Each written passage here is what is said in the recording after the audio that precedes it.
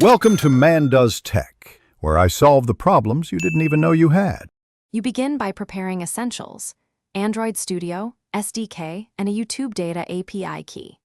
Create a new Android project and choose a clean activity, then add Retrofit for API calls, Exo Player for playback, and Glide for thumbnails.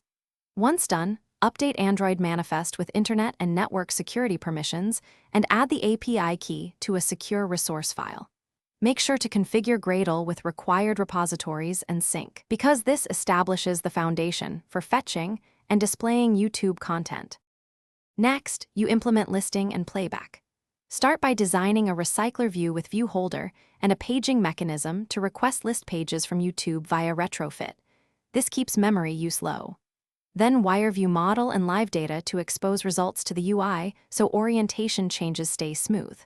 For playback, create a fragment hosting Exo Player, prepare media source from stream URL, and attach player in on start/on stop. Make sure to preload thumbnails with Glide to improve perceived performance.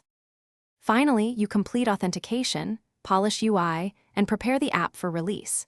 Implement OAuth if you need user-specific actions, otherwise handle API key securely and detect quota errors to show friendly messages. Run comprehensive tests across devices, check lifecycle handling for Exo Player and network reconnection, and verify background playback rules.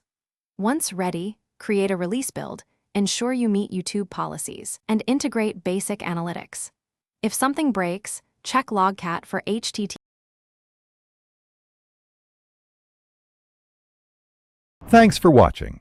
If you found this helpful, don't forget to like and subscribe.